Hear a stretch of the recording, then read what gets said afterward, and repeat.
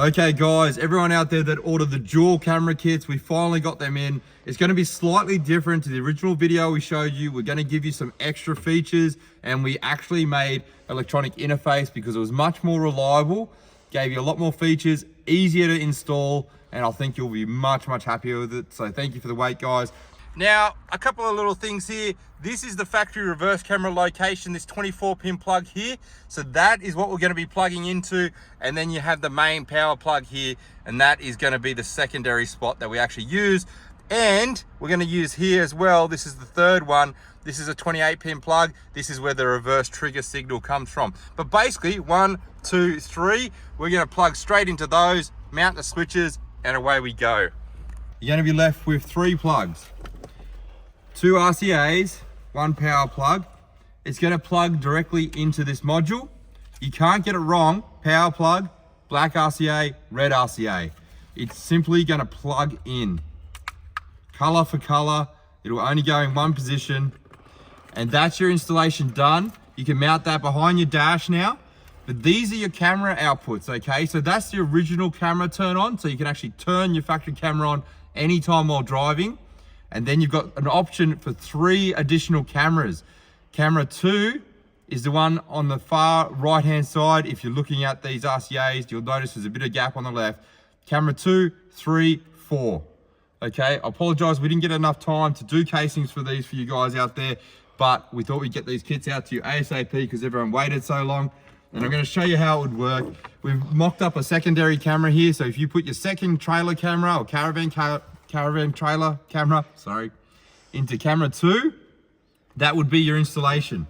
From there, you now have 2 1-meter length cables, which is going to be your switches. These are going to mount into your factory locations with the switches we're going to include in the kit. I've already mounted these ones, so I'm going to show you how we do it. You basically run them behind the dash. You can put them on the driver's side or directly under the stereo, mount the switches, they just plug in. Super easy, so no wiring required. Okay guys, so that's how it would be in the car. You've got the switches mounted down the bottom here now. I'll quickly show you how they're going to look. You can mount them, like I said, on the other side of the vehicle, but as you can see, camera 1, camera 2, camera 3, camera 4. If you press camera 1, it will turn on the factory reverse camera, and you can use that anytime while driving. So that's for you guys out there that just want to use the factory reverse camera. If you press camera 2, it will show you the secondary camera. So we've just mocked up a camera here for you, but you can actually switch between camera 1, camera 2, and you could go to camera 3, which we haven't hooked up anything because we've got nothing to the other 2 inputs, camera 4. So you can run up to 4 cameras. If you don't want camera 3 and 4, don't put the switches in. It's completely up to you. Again, this will still work in reverse automatically, and it won't affect any of that. So you can actually turn it on while driving and see camera 2, 3, 4, whatever you like. So there you go guys, I hope you like that new interface. Much more reliable, it's going to last a lot longer, really easy to use. Okay guys, got my hands on one of the earlier model 2016 to 2020 model Toyota Hiluxes. So if you have this older screen, this is going to be the installation video for doing the reverse camera activation switch and the dual camera, so the secondary camera activation switch. And this installation is even easier than the newer models. It's actually literally just going to pull the stereo out, and it's all done behind the stereo. 3 plugs, plug and play. You know, keeps all your factory warranty, really easy to do. So let's get stuck into it. These are the only tools you're going to need.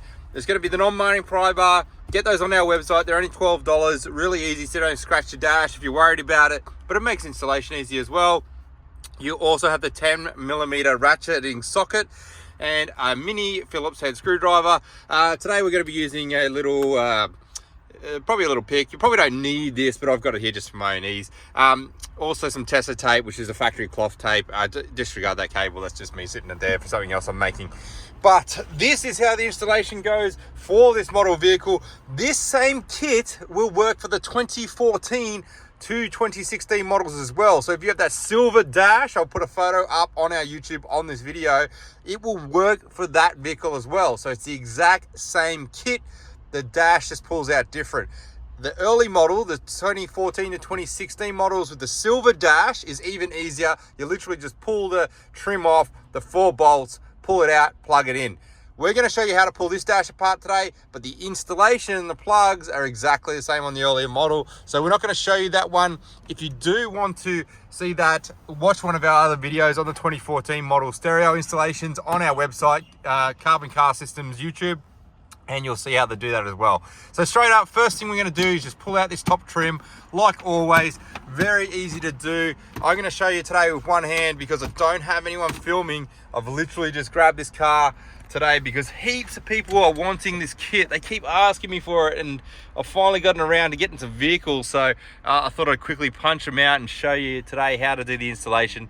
A little Phillips head screwdriver under the speedo here, and if you just do this really lightly anti-clockwise, we'll pull out the little screw or the little scrivet here, and all you're going to do is put your fingers up there, pull it out, and there you have it, really easy. You can get the middle centerpiece out as well. So straight up, it is just a little screw like this, but if you have a there is another centerpiece in the middle there, which I'm going to show you in just a sec how to get.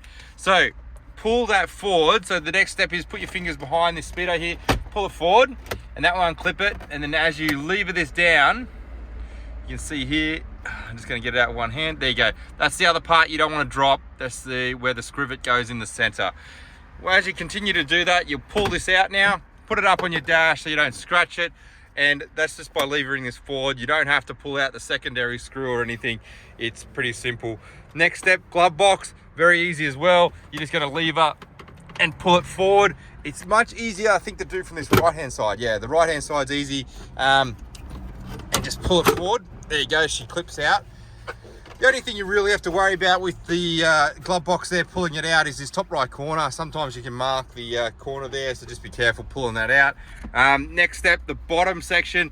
I put my hand here behind the next to the steering column, pull it forward, so you can see a bit of dust there being one of the older models, and that's done. Now look, I'm going to make this real easy for myself and not pull the stereo out yet before I pull these blanks out. I'm going to do the blanks first because that's where our switches are going to mount. We've got the real factory looking switches, which are the factory camera and secondary camera. They're going to mount there, and literally you can put your hand behind them and push them forward. Now they are super tight, so sometimes I like to use a little pry bar or the little poker just to put it on the top. There's a little tab, you push down and you can see it's just moved forward a little bit there, and it makes our life a little bit easier to do that. So there you go, I just popped it out, and I'll just show you what I mean about that little tab. So that little tab is just here. I just push that down basically with the little spike, and that makes pulling the tab out really easy. But I'm going to pull them out real quickly now, and that's going to save us a lot of time. And then the next step after that, I'm going to show you straight up, because we're trying to get through this as quick as possible for you guys, just so you don't have to worry about watching a 20-minute video when you can watch it in say 5-10 minutes. 4 bolts, so there's one there, one there, you can see it there, one up the top here, and one over here. They're Phillips head, so you can use a Phillips head screwdriver, or you can use a 10mm ratchet like I'm doing. I use the ratchet because I don't like to strip the threads on the, or the heads on the Phillips head, because sometimes they can be super tight. So the ratcheting 10mm socket is just a little bit easier. If you're going to pull them out, they're not magnetic because they're aluminium or aluminum mix, whatever you want to call them, depending on the country that you're in. So just be careful you don't drop them in the dash, because if you drop them in the dash, you will lose them. So I put them all in the center there. There we go, nice and easy. And I'll get that one out with 2 fingers just so I can not drop it. Now, this is a Workmate vehicle, but this kit will work on any of the Hiluxes, being Workmate SR, SR5, Rugged, TRD, whatever you want. So if you do have one of the top range models, you'll have a plug here behind that you'll have to undo. There'll be a little clip that you just unplug it. Now this is a Workmate, so it doesn't have it. So you just pull this one forward, and out she comes, and just make sure you get it out behind there and move it forward. Now the best spot is just leaning it here, not unplugging it at all, but put a rag down or a cloth or something like that, just to make sure that you don't scratch anything.